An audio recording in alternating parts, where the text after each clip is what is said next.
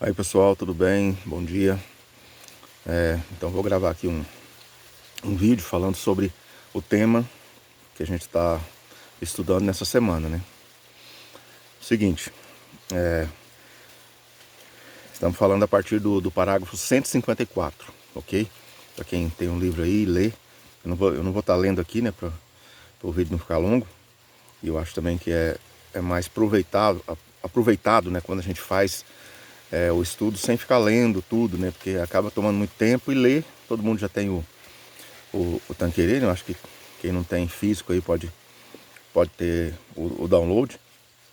E é importante ter, nem que seja o download, né? Porque para poder acompanhar também lendo, né?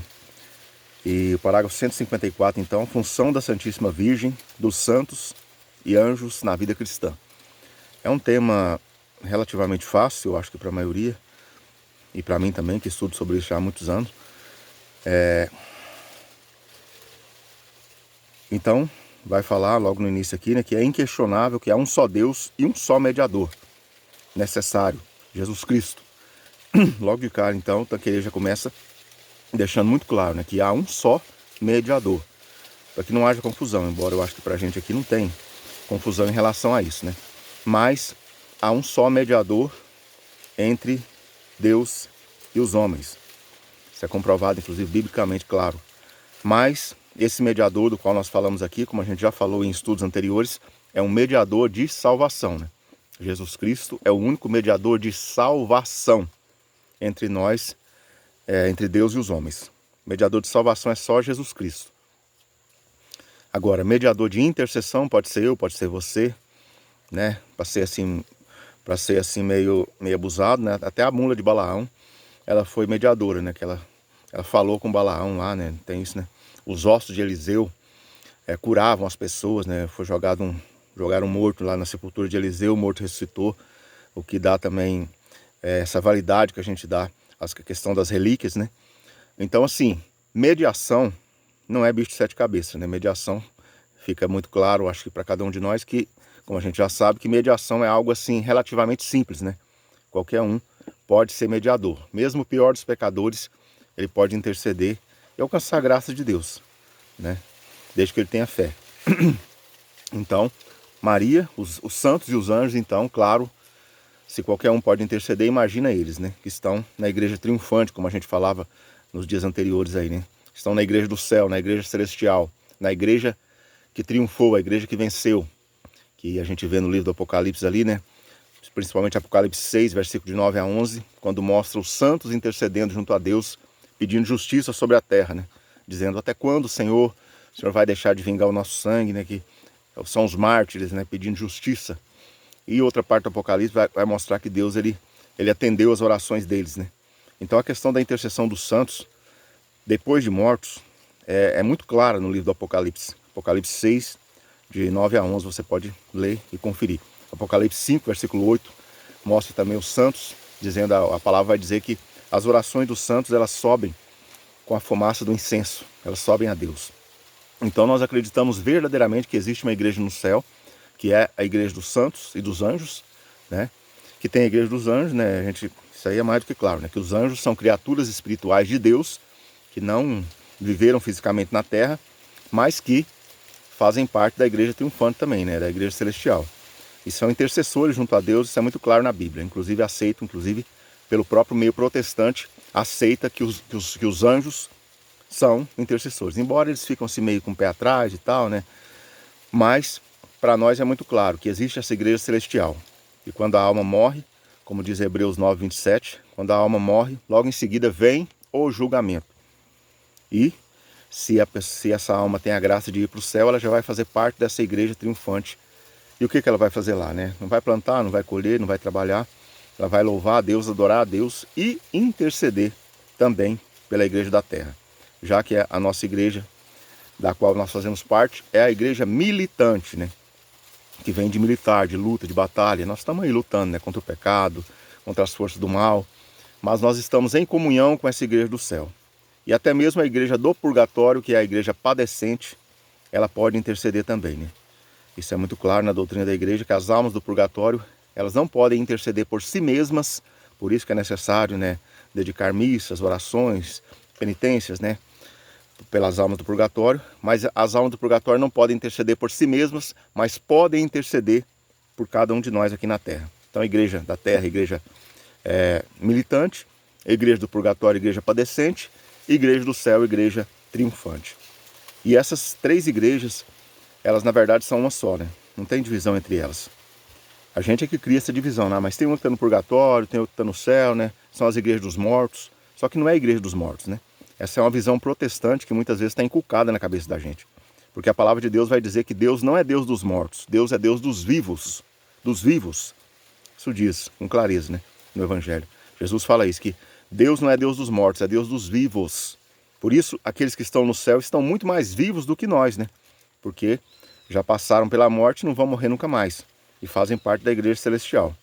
Então a comunhão dos santos é algo lindo, né? Maravilhoso, como a gente comentava na semana passada, né? Tem um vídeo do Padre Paulo Ricardo, que ele vai falar com uma ênfase muito grande, né? Que é muito bom ser católico, acreditar nos santos, crer na igreja, né? Que existe essa comunhão. Isso é maravilhoso. Isso é uma das maiores alegrias de ser católico, porque protestante não acredita nisso, né? Acredita que as almas estão sei lá onde, né? Tem um que fala que está no túmulo, outros falam que está dormindo no Hades, está dormindo não sei aonde, tá não sei aonde, é uma bagunça. E nós temos a nossa doutrina definida, baseada na verdade, inclusive na palavra de Deus, que existe sim essa igreja triunfante. E é porque nós cremos nisso que nós cremos na Virgem Maria, na intercessão de Nossa Senhora, na intercessão dos anjos, na intercessão dos santos, e até mesmo na intercessão de qualquer pessoa que tenha morrido e não esteja no inferno, né? Só do inferno que não dá para interceder. No inferno não tem igreja não. Mas é permitido, inclusive, pedir intercessão de um parente que morreu, né? Se ele não estiver no inferno, ele vai interceder. Embora isso não seja muito frequente, né? A gente pede mais é dos anjos, dos santos e etc. Mas continuando então. O Tanqueray vai dizer nesse parágrafo 154, né? Eu só fiz essa introdução aí para a gente, né, ficar mais atento ao que a gente está estudando.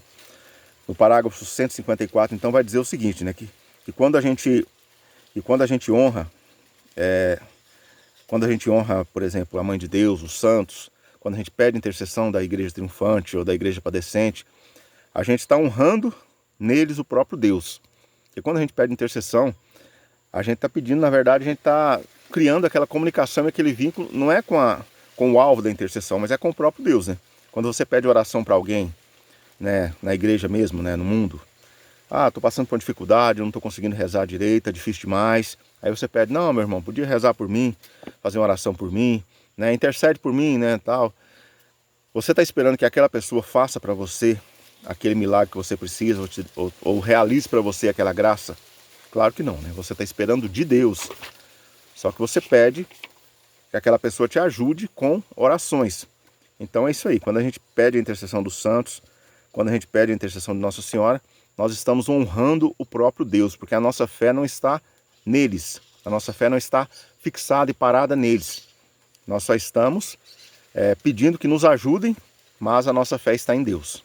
Isso para nós católicos é muito claro, eu sei para vocês, tem que ser muito claro para todo mundo, né? Para que não haja erros também nesse sentido, como a gente vai estudar um pouco à frente. Então é isso. No parágrafo 155, né, que eu quero concluir aqui até toda essa parte aqui sobre a Virgem Maria, né? O vídeo vai ficar um pouquinho longo, mas como a gente fala, né, é uma espécie de aula que a gente faz aqui. Então eu espero que vocês tenham paciência aí. Função de Maria na vida cristã. É o parágrafo 155, que vai dizer o seguinte, né? No dia da encarnação, Maria torna-se mãe de Jesus, mãe do Filho Deus, mãe de Deus, né? Então isso aqui, para nós, eu acho que ninguém tem dúvida disso, né? De que Maria é mãe de Deus. Quando Maria se aproxima de Isabel ali na visitação, que a gente medita no segundo mistério gozoso, Isabel olha para Maria e vai dizer, né? Que honra, né? Poder receber na minha casa a mãe do meu Senhor. E Senhor na Bíblia quer dizer Deus. Senhor no grego é Kyrios, né? Que quer dizer Deus. Então, quando Isabel fala Maria da mãe do meu Senhor, é a própria Bíblia, né? Isabel, movida, diz a Bíblia, diz o Evangelho, pelo próprio Espírito Santo, vai dizer que Maria é mãe de Deus. Então, quando alguém questionar, né, a gente vê demais na internet, né? O meio protestante, infelizmente, aí atacando Ah, Maria não é mãe de Deus, não tem como ela ser mãe de Deus, né? Deus criou o céu e a terra, criou a lua, as estrelas, né? Todo o universo, Deus é infinito, é grandioso. Como que pode uma mulher ser mãe de Deus? Realmente não pode. Não pode de jeito nenhum, é impossível. Só que Deus quis assim. A gente tem que entender que foi Deus que fez assim. E o que as pessoas não entendem quando criticam isso é que não percebem que foi Deus que fez assim. Não foi Maria que se declarou mãe de Deus e conseguiu ser mãe de Deus. De forma alguma. Isso é impossível, né? Completamente absurdo. Mas Deus realizou nela essa graça maravilhosa de fazer dela mãe dele próprio.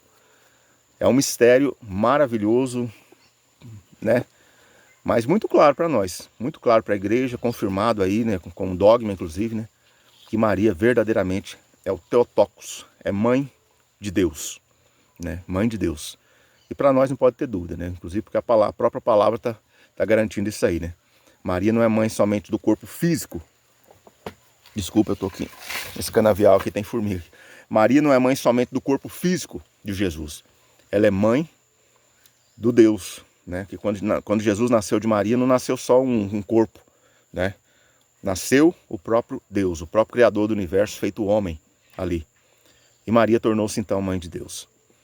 Não porque ela tinha potencial para isso, nada, né? Tudo inteiramente a graça de Deus nela. Então, quando a gente pede intercessão de Nossa Senhora, nós estamos louvando a Deus nela, nós estamos buscando a Deus nela. Nós estamos adorando a Deus na intercessão ali, na presença da Virgem Maria. Claro que o termo adoração nós não direcionamos a Maria de forma alguma para que não haja confusão, né? Mas para nós que temos com clareza isso aí, né, de que quando nós buscamos Maria, nós estamos buscando o próprio Deus, nós podemos ter essa certeza absoluta, né, que olhando para ela, nós vemos o Cristo. E aí não tem perigo nenhum de cometer idolatria com Maria, porque nós estamos vendo nela Deus, né? Se eu estou aqui falando de Deus, com todas as minhas misérias, as minhas limitações, as minhas fraquezas, todos os meus problemas no dia de hoje, vocês estão contemplando a graça de Deus a partir desse ser indigno que sou eu. Então, em Maria, mais do que nunca, a gente vê muito mais de Deus, né, do que em nós, porque ela não tinha pecado, né? Ela não tinha limitação alguma. Então, parágrafo 155, né? Maria, mãe de Deus. E vai dizer também que Maria está associada à obra redentora de Jesus Cristo, né? Maria está associada à obra redentora. Quer dizer isso? Que Maria é salvadora? Não. Que Maria tem algum potencial de salvação, né? Coisa do tipo assim? Não, também não. Mas ela está associada à obra redentora. E não tem como dizer que não está. Porque a partir do momento que Jesus salvou a humanidade com sua morte e ressurreição, por trás de tudo isso tinha uma mulher que deu a luz a ele e permitiu que ele nascesse, tornasse homem e salvasse a humanidade. O sangue derramado na cruz foi, na verdade, o sangue que Jesus tirou de Maria, né? Porque Deus não tem sangue. Então Jesus não teve um pai humano, né? Um homem como pai. O pai dele é o Espírito Santo. Então o sangue que salvou a humanidade foi, na verdade, não vamos dizer que é o sangue de Maria, né? Pode gerar confusão. Mas foi um sangue que veio a partir dessa mãe de Maria, né? Da humanidade de Maria. E Jesus, ele só tinha a parte humana de Jesus, a genética de Jesus era inteiramente de Maria. Então não podemos dizer que Maria não teve parte nenhuma na salvação da humanidade, porque teve, né? Repito, não por poder próprio, mas por graça de Deus, porque Deus quis assim. E isso é maravilhoso, né? A gente olhar para isso e perceber que é tudo graça de Deus. Só nos leva a amar e querer e buscar cada vez mais a Deus. Que é isso que Maria faz, né? Nos aponta para Deus continuamente. Para ser mãe de Jesus, Maria tem relação muito íntima com as três pessoas da Santíssima Trindade, né? Então, qual a relação de Maria com as três pessoas da Santíssima Trindade? É uma relação extraordinária, né? Uma relação fantástica, porque Maria é mãe do Pai, aliás, mãe do Filho, filha do Pai e esposa do Espírito Santo. Então Maria é filha de Deus, que é Pai, porque foi Deus que criou ela. Maria é mãe de Jesus, que é o Deus Filho, e Maria é esposa do Espírito Santo, já que para que Jesus nascer não teve participação de homem, foi um óvulo fecundado pela própria ação do Espírito Santo. Então veja a grandeza disso, né? Olha o envolvimento de Maria com a Santíssima Trindade. Quando alguém entende isso aí, as barreiras caem, né? As escamas caem dos olhos. Por isso que a gente vê tem um pastor na internet, né? Às vezes eu acompanho, né? Tem muitos e muitos pastores que estão cada vez mais se convertendo para a Igreja Católica, né? Quando começam a entender a beleza da doutrina católica e a estupidez da doutrina protestante, né? É uma estupidez tremenda, porque não se conhece a verdade, não tem uma visão teológica da pessoa de Maria como deveria ter, e fica falando besteira, falando bobagem, em cima do achismo, né? Eu acho que é assim, eu acho que é desse jeito. E quando vai entender a doutrina católica, que vai conhecer realmente quem é Maria, a pessoa fica esbabacada, né? Como que Deus manifestou poder desse tanto na vida de uma única pessoa, né? Aí tem um pastor que é o Anderson Silva, né? Que não é católico ainda, mas eu acho que vai se tornar. E falando sobre Maria, ele vai dizer, não, a gente não pode diminuir o papel de Maria, como muitos fazem, né? Que Maria seria uma mulher qualquer.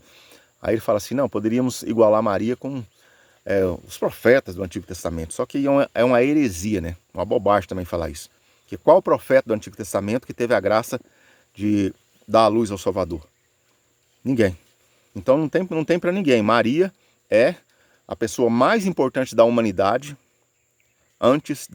depois de Jesus, né? De todos os seres humanos que nasceram na Terra, depois de Jesus, a mais importante é Maria, né? Por isso que a gente vai ver que o culto direcionado a Maria é o culto de hiperdulia, né? Vamos entender isso aqui um pouquinho mais para frente. Vamos lá. Então Maria tem essa relação íntima com a Santíssima Trindade. E Maria é mãe dos membros de Jesus segundo o Espírito, né? Estamos meditando agora o parágrafo 156. Maria é mãe dos membros de Jesus segundo o Espírito. O que quer dizer que Maria é mãe dos membros de Jesus? Aquilo que a gente meditava, acho que no encontro anterior, né? Que a igreja, ela é o corpo místico de Cristo, né? Quer dizer, a igreja é o corpo misterioso de Cristo. Os cristãos, eles formam a igreja. E a igreja, diz a palavra de Deus, que é o corpo de Cristo. E Jesus é a cabeça da igreja, né? Então, se Jesus é a cabeça e a igreja é o corpo de Cristo, né? Isso é perfeitamente compreensível e aparece com muita clareza, inclusive na Bíblia, né?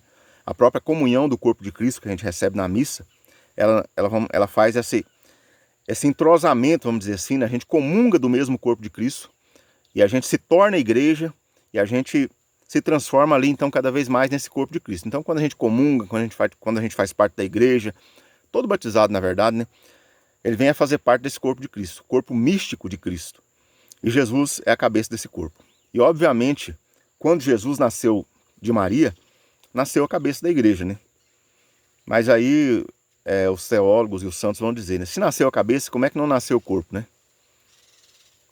Imagina uma mãe que deu à luz um filho, mas nasceu só a cabeça dele. Não nasceu o corpo. É uma aberração. Então, assim, quando alguém diz que Maria não é mãe, não é mãe da igreja, né? Que Maria não é nossa mãe, é a mesma coisa que dizer que nasceu a cabeça e não nasceu o corpo, né? Quando Jesus nasceu, nasceu a cabeça da igreja. Mas a cabeça não nasce sozinha, o corpo nasce junto. Isso é óbvio, pela lógica. Então, quando Maria deu à luz a Jesus, ela deu à luz à cabeça da igreja, que é o Cristo. E, consequentemente, pela graça de Deus, nasceu também a igreja naquele dia. A igreja cristã nasceu de Maria, quando ela deu à luz a cabeça da igreja, que é o Cristo, né? Porque, repito, nascer a cabeça e não nascer o corpo é uma aberração. É o que o meio protestante acredita, né? Nessa aberração, né? Que Maria foi mãe apenas da cabeça e não é mãe do corpo. Qual a maior dignidade? Ser mãe da cabeça, que é o próprio Cristo, o próprio Deus?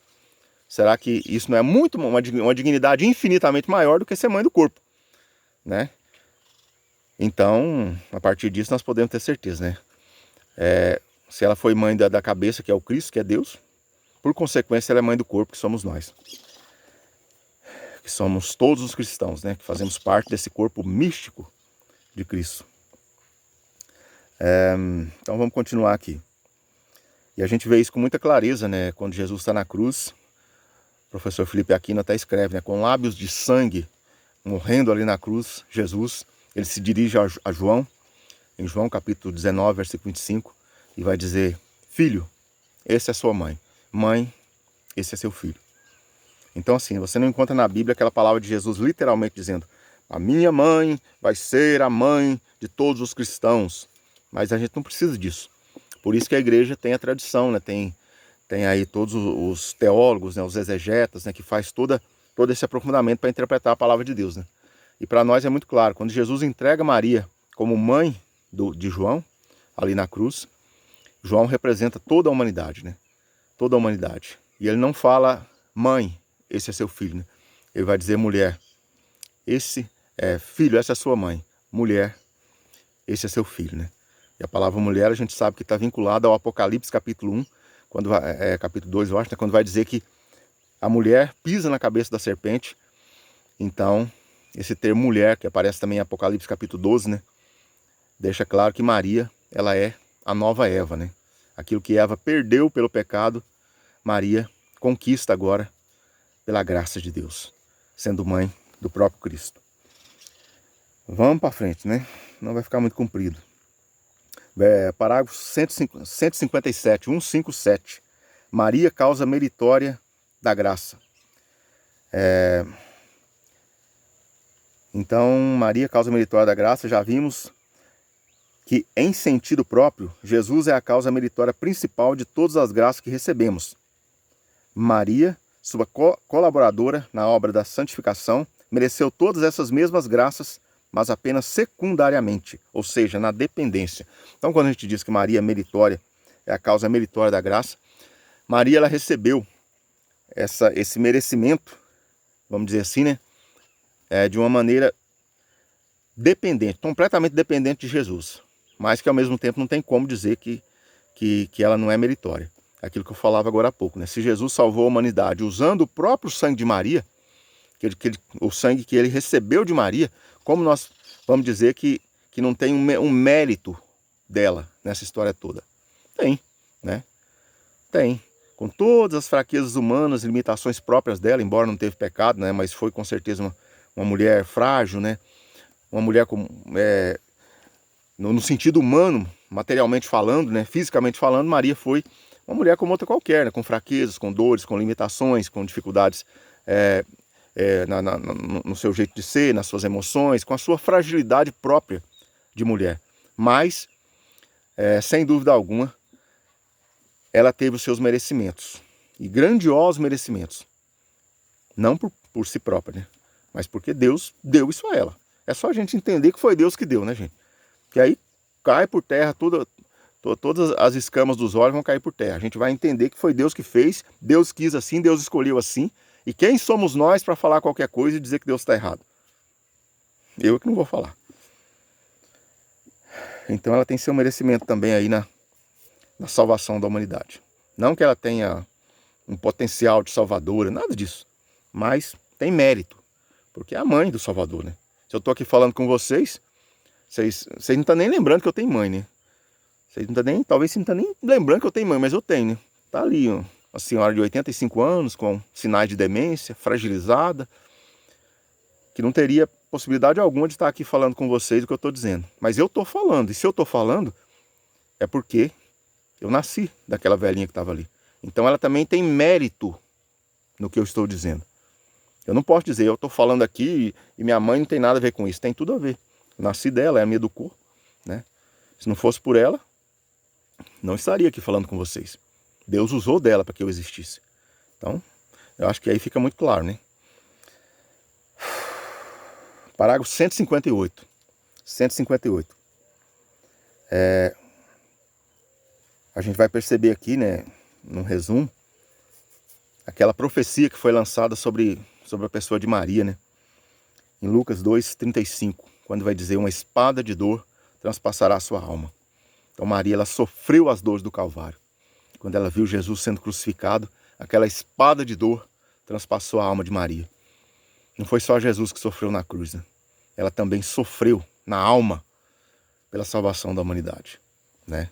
O Salvador é Jesus, mas ela estava lá, sofrendo também com ele. E isso é muito profundo para a gente entender esse mérito que ela tem na nossa salvação, né? Não tem nada de salvadora, não é salvador de ninguém, mas ela tem um mérito por trás disso. Tem mérito de salvador em mim, em você? Nada, nada. Absolutamente nada. Mas em Maria tem, porque ela é mãe do homem. O homem Deus, o nosso Salvador. E aí vai continuar falando, né? Fala sobre o cântico de Maria, né? Minha alma glorifica o Senhor, que é bem conhecido. Eu vou dar continuidade aqui, para a gente fechar essa parte aqui do Tanquerê. Então o parágrafo 159 vai dizer assim que Maria é causa exemplar. Maria é causa exemplar. Depois de Jesus, Maria é o mais belo modelo que podemos imitar. Então, quando vai dizer que Maria é causa exemplar, é aquilo que eu falava, né? Não tem um ser humano na humanidade, ninguém na humanidade, que seja um exemplo igual ao exemplo de Maria. Depois de Cristo, o maior exemplo de ser humano, de pessoa, o maior exemplo de santidade é Maria. Ninguém mais. Então não tem como negar isso, né? Ela é o maior exemplo, por isso ela é chamada de molde da santidade, né? Que a gente vê ali, acho que é no ofício de Nossa Senhora, né? Então, se você quer ser santo, você quer ser santa, não existe um molde mais perfeito. Depois da Trindade Santa, não existe um molde mais perfeito do que Maria. E aquilo que a gente meditava semana passada, né? Santo Agostinho vai dizer assim, que nós precisamos imitar uns aos outros, né? Para a gente poder crescer na santidade. Isso é óbvio, né? Quando você vê, por exemplo, a gente vê muito na história dos santos, né? Tem um santo, que é santo, importante, mas ele, se você for ver a história dele, ele convivia com outro santo. Isso é muito comum. Santa Teresa d'Ávila convivia com São João da Cruz e assim por diante, né? É vários os santos da igreja que você vê que ele alcançou a santidade não simplesmente porque ele buscou muito a Deus, claro, por causa disso, mas ele teve ajuda, teve pessoas do lado dele que ajudou. Quer dizer, outro santo, né? Então, com certeza São João da Cruz se tornou o santo que ele se tornou porque ele bebeu de uma fonte chamada Santa Teresa d'Ávila. Tá entendendo? Então, assim, na nossa vida cristã é assim, né? A gente não é uma ilha, né? Se eu estivesse sozinho na minha vida de fé, né? Se eu estivesse morando numa ilha deserta, eu teria crescido na minha espiritualidade, você teria crescido sozinho, sozinha? Não. Por isso que a gente precisa da comunidade, da igreja, de pessoas do nosso lado que nos ajudem, que nos incentivem. Por isso que a gente tem aqui o grupo, né? Por isso que tem a comunidade Luz da Vida, né? Porque a gente necessita, o que a gente recebe desse potencial de crescimento para a santidade, ele vem de Deus, ele é graça de Deus, mas ele se dá também, e ele se dá de uma maneira muito forte, muito necessária, a partir dos irmãos. Se você não tem vida de comunidade, se você está sozinho, né? Eu não vou na igreja, estou escutando muito isso ultimamente, né? Os chamados desigrejados, né? Eu não vou na igreja, não sei o quê, é na minha casa, é sozinho. Isso é ridículo, porque a pessoa não cresce sozinho. Raramente, só se ele tiver uma fé absurda, né? Mas na maioria das vezes ele só tem orgulho de falar essa bobagem, né? Por isso a gente precisa das pessoas à nossa volta, né? E aí Santo Agostinho, né, eu acabei empolgando aqui, mas Santo Agostinho vai dizer o seguinte, que a gente precisa de modelos para a gente poder crescer na santidade. E aí o que acontece? Modelos humanos era muito fraco, né, para a gente olhar para modelos humanos, realmente, né? É fraco. Se tivesse, vamos supor, antes da vinda de Cristo, a gente copiar só os modelos humanos de fé, seria pouco. Mas aí, modelo como, por exemplo, o Criador da humanidade, o próprio Deus Pai, também é um modelo muito forte. Como é que eu vou imitar Deus Pai? Todo-Poderoso, que criou todas as coisas, sem princípio nem fim, né? Também aí não dá, porque é um grande demais para eu imitar. Aí o que aconteceu? Veio Jesus, se tornou homem. E a gente olha para ele, né? E faz aquilo que o Luiz fala para a gente, né? O que Cristo faria, né? A imitação do Cristo. Aí a gente começa a imitar o Cristo, né? E aí a gente vai crescer na santidade. Só que eu vou um pouco além do que Santo Agostinho falou, né? A gente chega e olha para Maria e a gente vê um modelo ainda, né, mais fácil de ser imitado. Porque imitar o Cristo, né, é necessário, é bom, é preciso, mas também é desafiante, né? Jesus é Deus. Mas quando a gente olha para Maria, não, ela é um ser humano. Ela não é uma deusa. E aí, por isso que Maria é esse modelo tão acessível, tão perfeito e tão maravilhoso para a gente imitar, né? Será que Maria faria isso? Será que Maria não faria isso? Né? Qual foi as virtudes de Maria, né? Todas as virtudes possíveis, né, ela teve, mesmo sendo um ser humano. Foi, acima de tudo, também pela graça de Deus, né? Ela não cometeu pecado algum, mas ela é esse modelo humano, perfeitamente humano, né? Para a gente poder imitar. Então isso é maravilhoso. Vamos para frente.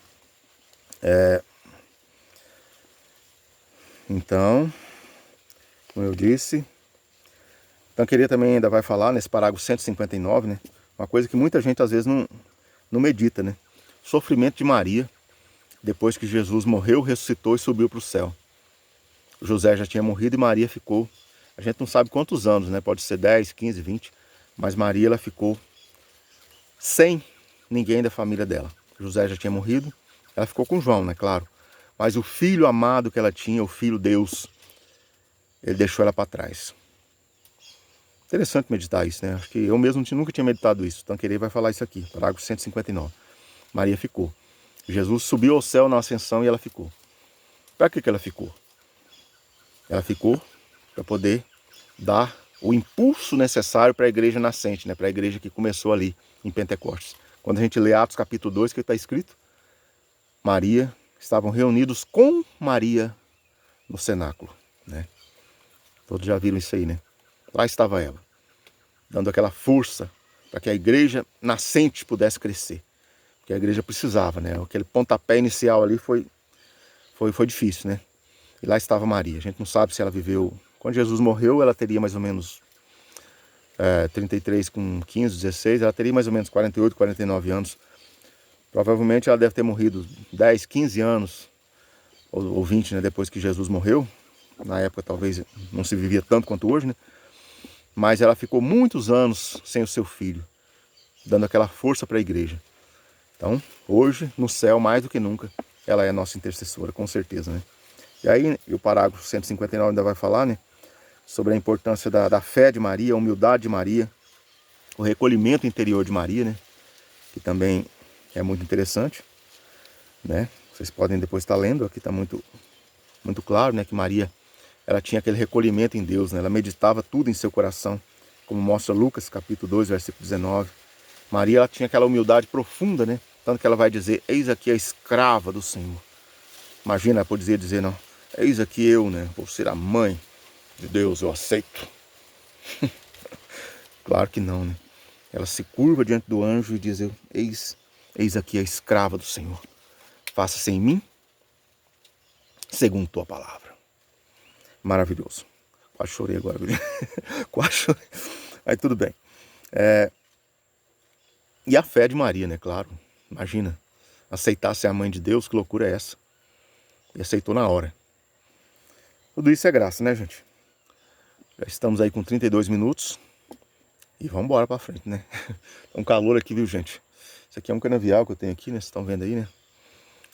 E o lugar ficou bom aqui pra estar falando com vocês. Ficou bonito também, né? Parágrafo 160, 160. Esse modelo tão perfeito é ao mesmo tempo inteiramente atrativo. Maria é uma simples criatura como nós. Uma irmã, uma mãe, que nos convida a imitá-la. E aí vai dizer, nesse parágrafo 160, que Maria, entre aspas, ela é fácil de imitar. Maria é fácil de imitar. Justamente por aquilo que eu falava, né? É um ser humano, né? Pela graça de Deus, ela foi livre de todo pecado, né? Inclusive, um pouco mais adiante vai dizer que Maria, ela tem uma misericórdia muito grande de nós. Porque ela olha para nós e pensa, meu Deus do céu, eu não tive pecado nenhum.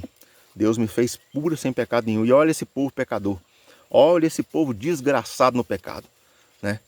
Mesmo a gente que está aí buscando a Deus, né, comungando, tanta falha, tanta dificuldade que a gente tem, né? Tanta limitação que a gente tem, tanta miséria no nosso coração. Então Maria, ela olha para a igreja e diz, meu Deus do céu, eu tenho que interceder por eles, porque eu não tive pecado nenhum. E já não foi fácil minha vida. E agora olha para eles aí, com tanto pecado assim, né? Então isso aí é mais um raio de esperança na pessoa intercessora da Virgem Santíssima. E aí vai dizer, né, que, portanto, temos a certeza de estar trilhando o caminho seguríssimo, né, seguríssimo. O caminho da fé na intercessão de Nossa Senhora, vai dizer o Tanqueray, que é seguríssimo, seguríssimo, né? Se alguém vem dizer que não é, você pode ter certeza que é seguríssimo. Quando imitamos a Santíssima Virgem. É o melhor meio de imitar Jesus e de alcançar a sua poderosa mediação. Então, quando nós imitamos Maria, é o melhor meio de imitar Jesus e alcançar a poderosa mediação de Cristo. Qual que é a mediação de Cristo? todas, né? Tudo que a gente alcança do Pai é através do único mediador entre Deus e os homens, que é o Cristo. Mas como eu dizia no início, a mediação de Cristo, ela é mediação de salvação, né? Também mediação de graça, de milagres, de bênção, de cura, de libertação, tudo, né? Tudo vem do Cristo. Mas ele é o único mediador de salvação. De salvação é o único, né? Ninguém mais pode salvar. Mas quando fala de mediação de bênção, de graça de Deus, aí pode ser qualquer um de nós. Não, mas mesmo assim continua sendo o Cristo, né? Porque quando eu estou mediando aqui, né, anunciando a palavra de Deus, ou se eu rezo por você e consigo alguma coisa do Cristo, não foi eu que consegui, né? Foi o próprio Cristo. Então no final da história, Jesus ele é único em tudo. Porque tudo passa por ele, tudo vem do poder dele, ele é o único que é Deus, né? Ele é o mediador de tudo. Mas Maria aparece como intercessora da humanidade, né? E Jesus como o único mediador de salvação, né? Então quando fala de salvação não tem como colocar nada, ninguém na frente. Mas quando fala de outras coisas pode ser qualquer um de nós, né? Para interceder, para mediar. Mas sempre é o Cristo que vai fazer, né? O menor das bênçãos, da graça que a gente recebe, né? É o próprio Cristo que faz. Por isso fala em João 15, versículo 5, né? Jesus dizendo, sem mim nada podeis fazer. Tudo é realizado pelo próprio Cristo. Nós somos apenas mediadores de intercessão. Maria, medianeira universal da graça. Parágrafo 151. É da vontade de Deus que recebamos todas as graças através de Maria. Isso aqui é uma passagem polêmica, né? Maria, medianeira de todas as graças. Mesmo aquelas graças pelas quais, vamos supor que mesmo aquelas graças que talvez ela não intercedeu para que acontecesse. Vamos supor que tem alguma graça que Jesus realiza, que Maria não ficou nem sabendo, né? Pode acontecer? Pode. Eu creio que pode, né? Espero não estar falando bobagem. Mas imagina uma bênção, uma graça, né? Que a pessoa, o meio protestante, por exemplo, que sempre pede direto a Jesus, né? As bênçãos que ele recebe, as graças que ele recebe, de repente, talvez Maria não ficou nem sabendo. Mas ela foi medianeira ali. Por quê? Porque ela tinha mérito. Ela tem mérito. Ela tem merecimentos na pessoa de Cristo, porque ela é mãe dele, né? Então mesmo aquelas graças que a pessoa alcança diretamente a Jesus, que não teve aquela intercessão, como vai dizer aqui, é uma intercessão direta da Virgem Santíssima, né? Maria tem mérito ali, porque ela é mãe do Cristo. Tem jeito, né? Igual eu falei para vocês, minha mãe não sabe nem que eu estou falando com vocês aqui, mas ela tem mérito, merecimento nesse anúncio que eu estou fazendo, porque ela é minha mãe, tá entendendo? Então nesse sentido, Maria é medianeira de todas as graças. Qualquer graça que Jesus fizer, tem merecimento de Maria. Por quê? Porque ela é mãe dele, só por causa disso. Lógico, né? Isso é óbvio, né? Então, beleza. Então, nesse sentido aí, espero que não fique dúvida, né? De que Maria realmente ela é medianeira de todas as graças. Não há uma graça concedida aos homens que não venha imediatamente por Maria, né? Não há uma graça sem intercessão de Maria. Portanto, trata-se de uma mediação imediata, universal, mas subordinada a Jesus. Parágrafo 162. Parágrafo 162 vai falar justamente, dando continuidade ao que eu estou dizendo aqui, né? Que Maria, ela é medianeira de todas as graças pelos seus méritos passados ou pelos seus méritos presentes. Quer dizer, méritos passados é pelo fato de ela ter sido simplesmente a mãe do Cristo. Nesse sentido, ela já é medianeira de tudo, de todas as graças. Mesmo que ela não tenha participação direta naquela graça. Mesmo que ela não tenha intercedido lá do céu, né? Dizendo, ô meu filho, né? Interceda, né? Pela vida do grupo São José, meu filho, por cada um deles, né? Intercedendo por nós. Mesmo que ela não faça isso, se a gente consegue alguma coisa do Cristo, ela já teve a mediação de Maria. Pelos méritos passados dela, por ter sido a mãe do Cristo. Então vamos continuando aqui. O parágrafo 163. Espero que o vento não esteja atrapalhando. O parágrafo 163 vai dizer o seguinte: que Aqui acaba que vai repetir um pouco do que eu falei, né? Que Maria é filha do Pai, mãe do Cristo, mãe do Filho, esposa do Espírito Santo, né? É o envolvimento de Maria com a Santíssima Trindade. E muito interessante quando a gente vê aqui, né? Nesse parágrafo 164. 163 já está mais ou menos ligado ao que a gente já falou, vocês podem ler, que está bem claro, bem fácil de entender. No 164 vai falar sobre a veneração profunda que nós temos que ter à Virgem Mãe de Deus. Veneração profunda. O que é essa veneração profunda, né? É aquela veneração maior do que a veneração que nós direcionamos aos santos, maior do que a veneração que direcionamos uns aos outros, maior do que a veneração que direcionamos a São José, maior do que a veneração que direcionamos aos anjos. É uma veneração que está infinitamente distante de ser uma adoração, mas tem que ser uma veneração maior. Por quê? Porque ela merece. E se ela merece, nós não temos direito de falar nada. E vai dizer também que Deus ele pede o consentimento de Maria, né? Para poder entrar na humanidade, na pessoa de Cristo. Olha só, olha a educação de Deus, hein? Podia chegar e dizer, não, você vai ser a mãe do meu filho e pronto. Não, não é assim que Deus trabalha, né? Isso seria um estupro espiritual, né? Um absurdo. Deus ele chega com aquela delicadeza, né? Na pessoa do anjo, né? O poder do Altíssimo, né? Está sobre você. Você será a mãe, né? Do Cristo, do Emanuel, quer dizer Deus conosco. E Maria aceita. Quando ela aceita, ela diz o seu sim. Quando ela diz o sim, ela diz um sim em nome da humanidade. Eu aceito que o Salvador venha habitar entre nós, né? Então ela foi a primeira a dizer sim. Todo sim que nós dissemos hoje ao Jesus na nossa conversão, né? Senhor, eu te aceito, Senhor, eu te quero. Que a gente busca todo dia na nossa vida ascética e de luta. Todo sim da humanidade inteira, todos que buscam a conversão hoje, tem Maria como uma precursora. Porque ela foi a primeira que se converteu. Foi a primeira a dizer sim. Eu aceito que o Salvador venha até nós. Então isso é lindo, né? Isso é maravilhoso. Continuando então. Tem uma parte importante aqui, né? No parágrafo 164, que vai dizer o seguinte. Não há dúvida que há excessos que devemos evitar. Especialmente todo aquele que tenda a fazê-la igual a Deus ou torná-la a fonte da graça. Então assim, para nós que já temos consciência disso, né? Que já somos católicos aí veteranos, já está claro, né? A gente não vai cair numa tentação dessa de achar que Maria ela tem poder próprio, que ela é salvadora, de buscar Maria com aquele espírito de adoração, esquecendo o Cristo, o Espírito Santo e o próprio Deus, né? Então falar isso para vocês eu acho que é ridículo, que vocês não fazem isso. Mas existem esses excessos, de repente existe sim, né? Pessoas que estão num grau de ignorância tão grande, né? Que pode ir na igreja de Nossa Senhora Aparecida e achar que ali tem uma deusa, né? Isso pode acontecer, isso pode acontecer. Não podemos dizer que não pode. Nunca vi ninguém fazer isso. Se eu ver, eu corrijo, né? Mas nunca vi. Mas pode existir, pode. Agora, vamos entender uma coisa também. Se a pessoa fizer isso, nem pecado ela não vai estar cometendo. Eu creio que não. Por quê? Porque ela vai estar num grau de ignorância tão grande, num grau de desconhecimento, de estupidez, de burrice tão grande, que Deus vai olhar e falar, não, tá perdoado, meu filho. Você é uma besta quadrada.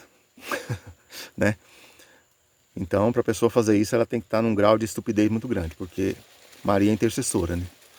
Por mais que a gente ame Maria, né? O Tanqueray vai dizer que a doutrina da igreja vai dizer isso, né? Vocês já devem ter ouvido, né? Ninguém vai conseguir amar Maria do tanto que ela merece. Então não precisa ter medo, né? De ter veneração, amor a Maria, de estar exagerando. Você não está exagerando. Se você tem consciência que ela é intercessora, que tudo vem do Pai, do Espírito Santo e de Jesus, se isso para você é claro, você pode amar ela, morrer por ela. Você pode, entendeu? Se consumir de amor por ela, que não vai ser nada, comparado ao tanto de amor que ela merece, né? Então não tem perigo. Pode amar pro infinito, né? Se você sabe que ela é intercessora e que é Deus que realiza tudo. Agora, se você não tem essa consciência, se a pessoa não tem essa consciência, que se coloca nela, né? Tudo se resume nela, aí não, aí vai ser o exagero que o Tanqueray fala, aí corre realmente o risco de cair na idolatria. Mas isso aí é no estado de estupidez muito grande. Parágrafo 165. Confiança absoluta, né? Confiança absoluta. Baseada no poder e bondade de Maria. É isso que eu estou dizendo, né? Essa confiança absoluta que a gente tem que ter nela, né? Não precisa ter medo, não. Confio em Maria com todas as minhas forças do meu coração. Né? O que eu estou falando para vocês é o que eu estou tentando ser, viu, gente? Não é que eu sou assim, não. Confio em Maria com todas as minhas forças mesmo na intercessão dela. Você não vai exagerar. Por mais que você confie, não vai ser nem 1% do que ela merece. Pode ter certeza. Então ela deve ser amada e venerada acima de todas as criaturas. Isso aí não tem dúvida alguma.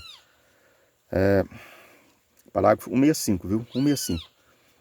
Vai dizer também que ela participe das distribuições dos frutos da redenção. Então assim, ela participa desses frutos da redenção, né? Inclusive eu quero falar aqui sobre aquela polêmica que teve agora, né? O Papa Leão XIV, ele proibiu a questão de dizer que Maria é corredentora, né? Importante isso aí, né? Uma coisa que a igreja já vinha falando, né?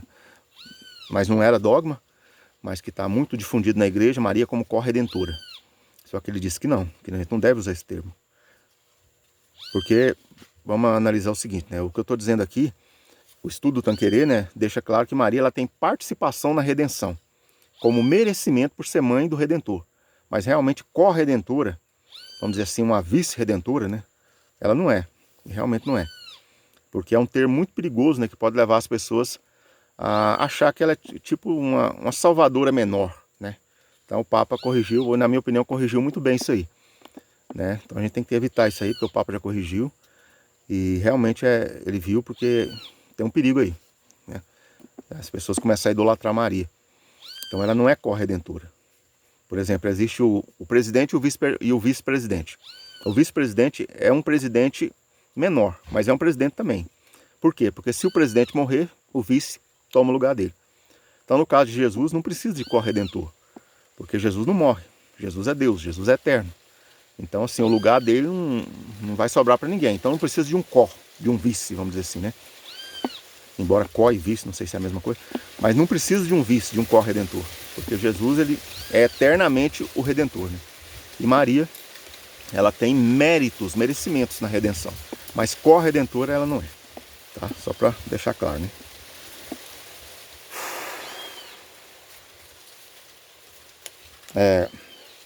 Aí vai dizer que ela é a onipotência suplicante, que é outro título também que tá certo, mas é polêmico, né?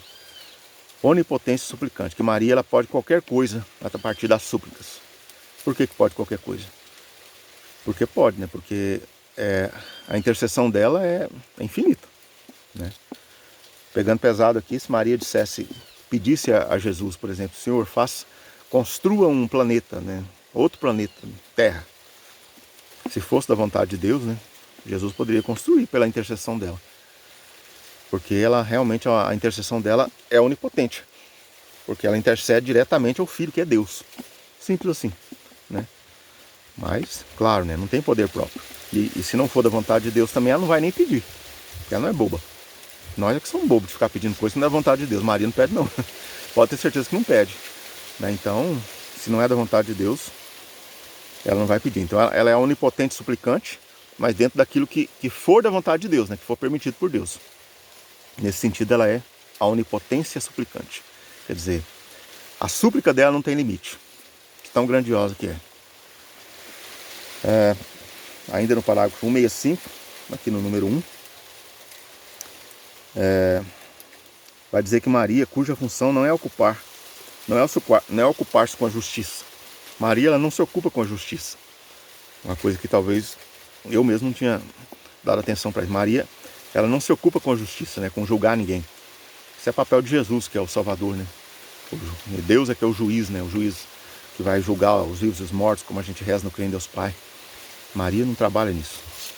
Maria, ela está muito mais como advogada, né? Para defender seus filhos. Ela só trabalha na misericórdia, no amor. Ela não está ocupada com justiça, não. Isso aí é papel de Deus. Maria também é chamada de refúgio dos pecadores. O pessoal está quase concluindo, né?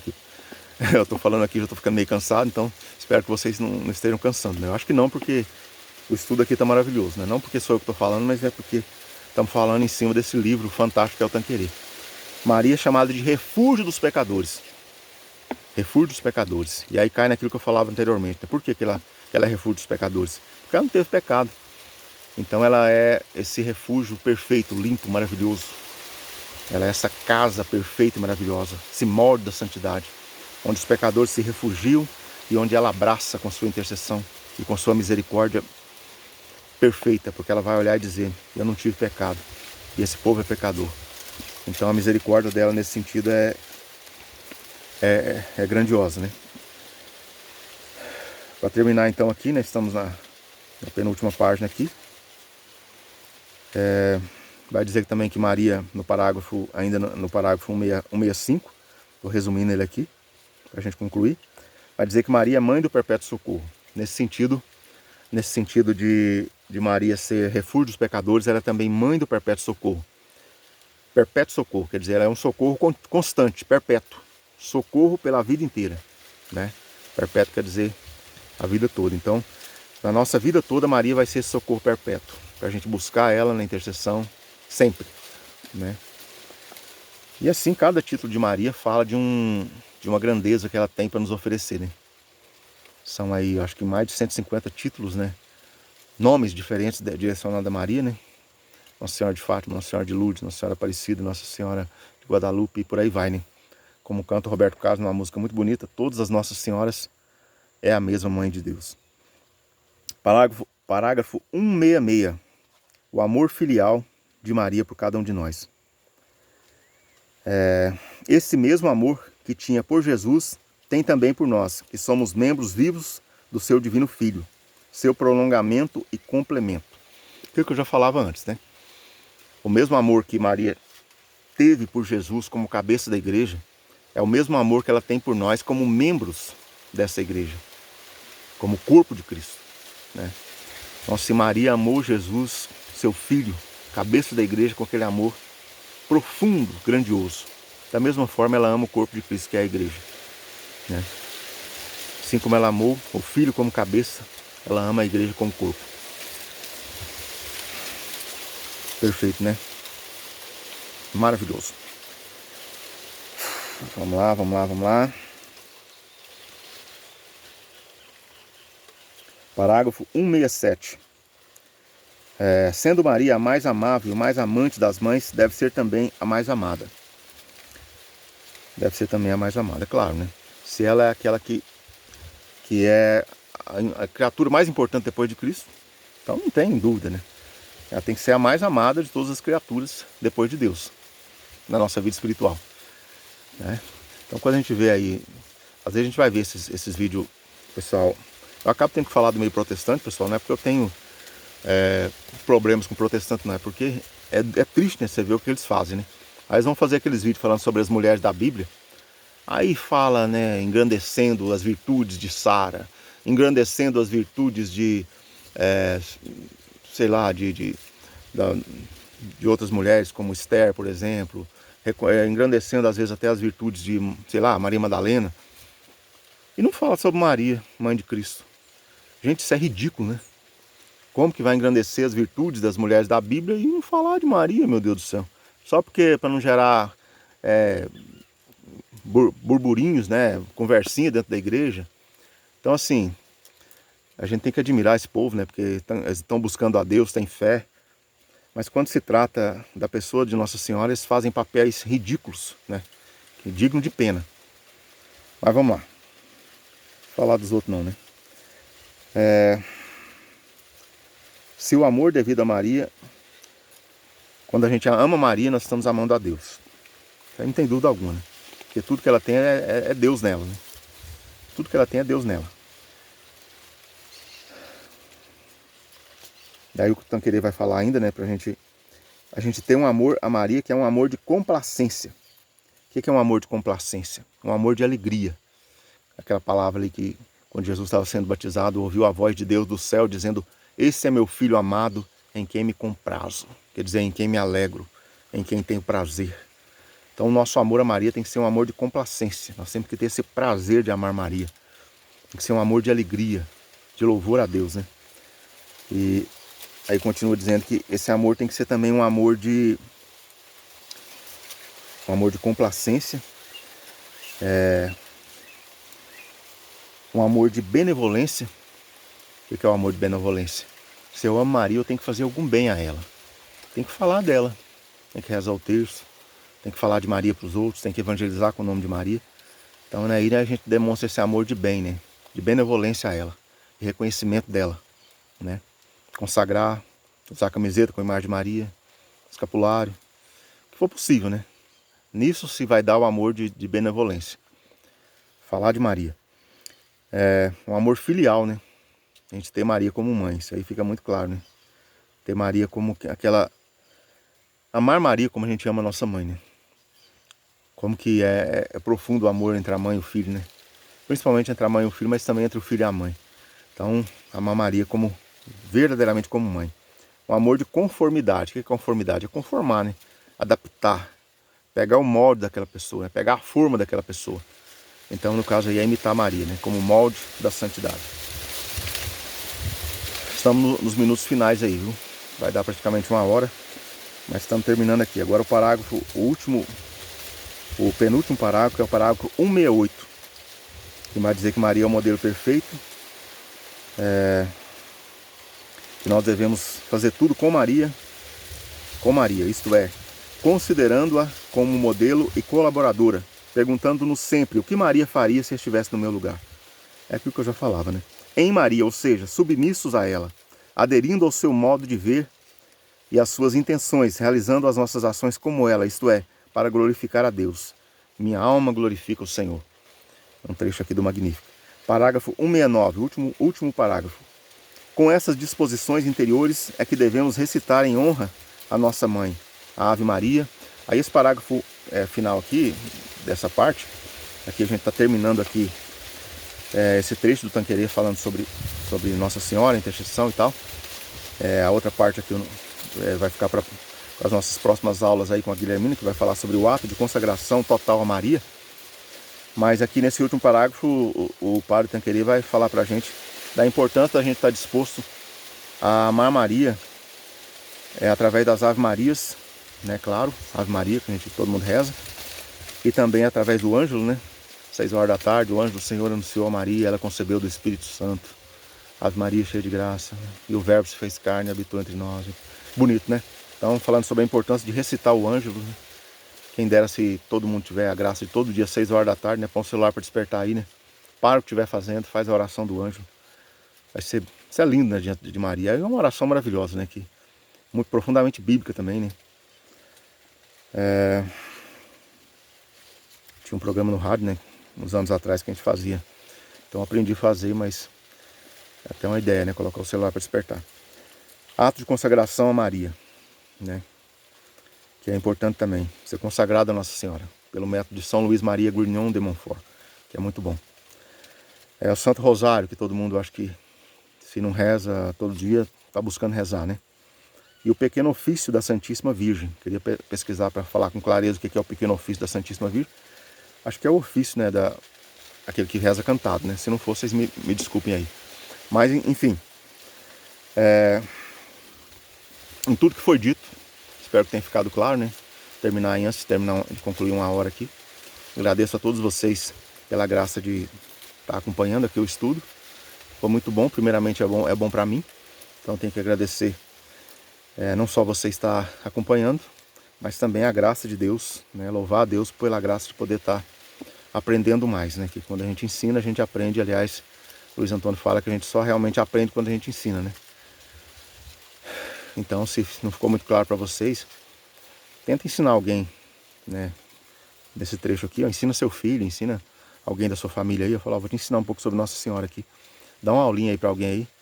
Falei aqui 59 minutos, você falar aí uns 5 minutos, já vai ser bom para você fixar mais o seu aprendizado. É só uma dica. Muito obrigado a todos, né? Temos aí o nosso recesso, mas estamos juntos em oração. E de Deus a gente não tem férias não, como eu falava aí esses dias atrás aí. Um abração a todos, viu? Que Deus abençoe profundamente a vida de cada um de vocês e muito obrigado.